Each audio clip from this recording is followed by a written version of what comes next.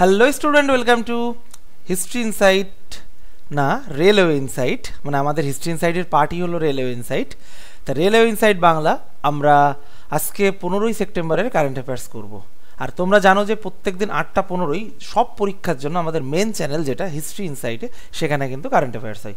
আর 6টা 15ই এখানে শুধু রেলের, অর্থাৎ রেলের আপকামিং যে পরীক্ষাটা আসছে গ্রুপ ডি, তার জন্য কিন্তু কারেন্ট অ্যাফেয়ার্স হবে। কেমন? চলো, যারা নতুন এসছো তাড়াতাড়ি দেরি না করে চ্যানেলটা সাবস্ক্রাইব করে দাও। চলো, আজকে আমরা 15ই সেপ্টেম্বর 2025-এর কারেন্ট অ্যাফেয়ার্স করব। 14ই সেপ্টেম্বর 2025-এ ভারতের কোন রাজ্যে হরিদাস নাগারকাট্টু নামক প্রথাগত ষাঁড়ের লড়াই উৎসব আয়োজিত হয়? 14ই সেপ্টেম্বর 2025-এ ভারতের কোন রাজ্যে হরিদাস নাগারকাট্টু নামক প্রথাগত ষাঁড়ের লড়াই উৎসব আয়োজিত হয়? বলো কোথায়? আর প্রত্যেকদিন ক্লাসের লিঙ্কের জন্য টেলিগ্রামে গিয়ে সার্চ করবে রেলওয়ে ইনসাইট বাংলা বা 9477631998, দেখবে নিচে দিয়ে ফোন নম্বরটা যাচ্ছে ওইটাতে। কেমন? সেটা হলো তোমার হচ্ছে কেরালা, বুঝলে?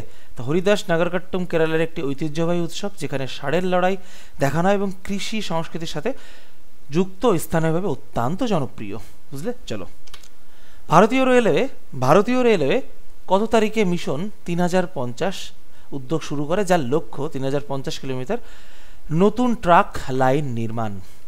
বলো, মানে এটা ভারতীয় রেলের নতুন একটা উদ্যোগ, যার নাম হলো মিশন 3050, যার লক্ষ্য কি 3050 কিলোমিটার ট্রাক তারা তৈরি করবে। তা এটা কত তারিখে এই উদ্যোগটা শুরু হয়? বলো। 1 সেপ্টেম্বর 2025, 5ই সেপ্টেম্বর 2025, 10ই সেপ্টেম্বর 2025 আর 14ই সেপ্টেম্বর, অর্থাৎ গতকালই 2025। কত হবে বলো? সেটা হলো তোমার হলো 14ই সেপ্টেম্বর 2025। তো এই মিশনের অধীনে রেলওয়ের উচ্চগতির করিডোর ও গ্রামীণ সংযোগ উন্নত করার লক্ষ্যে কাজ করবে, বুঝলে? চলো, 2025 সালের 14ই সেপ্টেম্বর ভারতের কোন বন্দরে সাগরমালা 2.0 প্রকল্পের শিলান্যাস করা হয়? 2025 সালের 10ই সেপ্টেম্বর ভারতের কোন বন্দরে সাগরমালা 2.0 প্রকল্পের শিলান্যাস করা হয়? কান্ডালা বন্দর, মুম্বাই বন্দর, চেন্নাই বন্দর, কলকাতা বন্দর? উত্তর হবে তোমার হচ্ছে কান্ডালা বন্দর। তো সাগরমালা প্রকল্পের দ্বিতীয় পর্যায়ে গুজরাটের কান্ডালা বন্দরে নতুন টার্মিনাল নির্মাণ করা হবে, যা বাণিজ্যিক কার্যক্রম বৃদ্ধি করবে, বুঝলে? চলো, 14ই সেপ্টেম্বর 2025-এ ভারতের রেলওয়ে কোন নতুন ট্রেন চালু করা হয়? মানে ভারতীয় রেলওয়ে নতুন, মানে কোন নতুন ট্রেন চালু করেছে? বলো, 14ই সেপ্টেম্বর 2025-এ। Vande Bharat express, Gatiman express, Tejas express, bullet train? কোনটা বলো? সেটা হলো তোমার গতিমান, বুঝলে? গতিমান এক্সপ্রেস। তো এটি নতুন একটি সেমি হাই স্পিড ট্রেন, যা দিল্লি মুম্বাই রুটে চালু হয়, সর্বোচ্চ 160 কিলোমিটার পার ঘন্টা। কেমন? চলো, 5। 2025 সালে 14ই সেপ্টেম্বর ভারতের কোন আন্তর্জাতিক রোবোটিক্স সম্মেলন IRCON, অর্থাৎ এইটা 2025 আয়োজিত হয়? কোথায় হয় সেটা? বেঙ্গালুরুতে, হায়দ্রাবাদে, পুনে, চেন্নাই? একটু ভেবে উত্তর দাও, পারবে? কোথায় আইটির কাজ বাজ বেশি হয় সেখানেই হবে, তাহলে ব্যাঙ্গালোরে হবে। চলো, এরকম কিছু কোশ্চেন একটু বেসিক খাটিয়ে উত্তর দেওয়া যায়। তো এই সম্মেলনে AI, রোবোটিক্স ও অটোমেশনের উপর গবেষণাপত্র উপস্থাপন করা হয়। কেমন? চলো, ডিজিটাল ভারত মিশন 2.0-এর অধীনে 14ই সেপ্টেম্বর 2025-এ কোন নতুন সেবা চালু করা হয়? শিক্ষা পোর্টাল, স্বাস্থ্য কেন্দ্র, ক্রয় প্ল্যাটফর্ম, কৃষি বাজার? ডিজিটাল ভারত 2.0-এর অধীনে 14ই সেপ্টেম্বর 2025-এ কোন নতুন সেবা চালু করা হয়? উত্তর হবে ক্রয় প্ল্যাটফর্ম। এই প্ল্যাটফর্মে সরকারি দপ্তরগুলির জন্য সরঞ্জাম কেনা সহজ হবে, যা স্বচ্ছতা বাড়বে। চলো, 14ই সেপ্টেম্বর 2025-এ ভারতের কততম শিক্ষক দিবস পালিত হয়? যে তোমার হলো 14ই সেপ্টেম্বর ঠিক না, এটা হলো তোমার 5ই সেপ্টেম্বর। 5ই সেপ্টেম্বর 2025-এ ভারতের কততম শিক্ষক দিবস? মানে তোমার বলতে পারো যে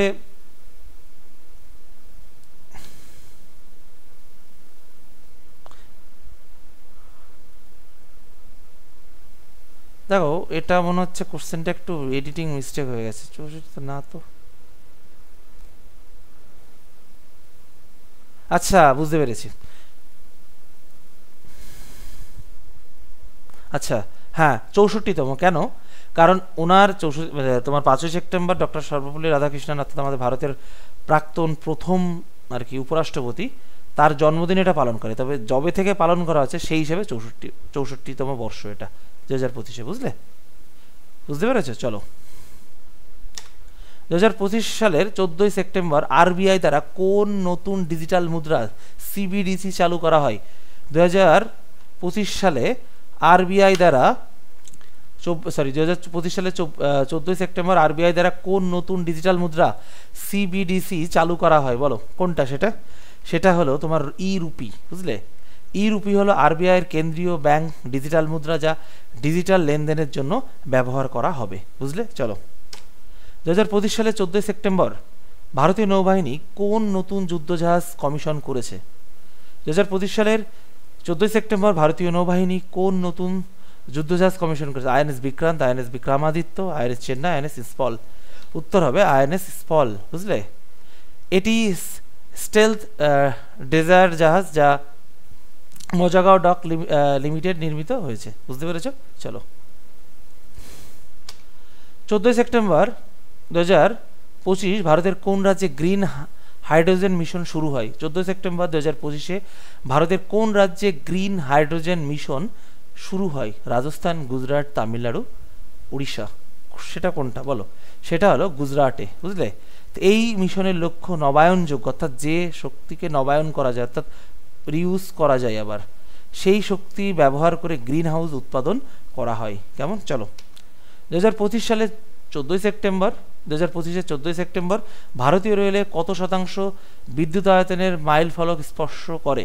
2025 সালের 14 সেপ্টেম্বর ভারতীয় রেলে কত শতাংশ বিদ্যুতায়তনের মাইল ফলক স্পর্শ করে?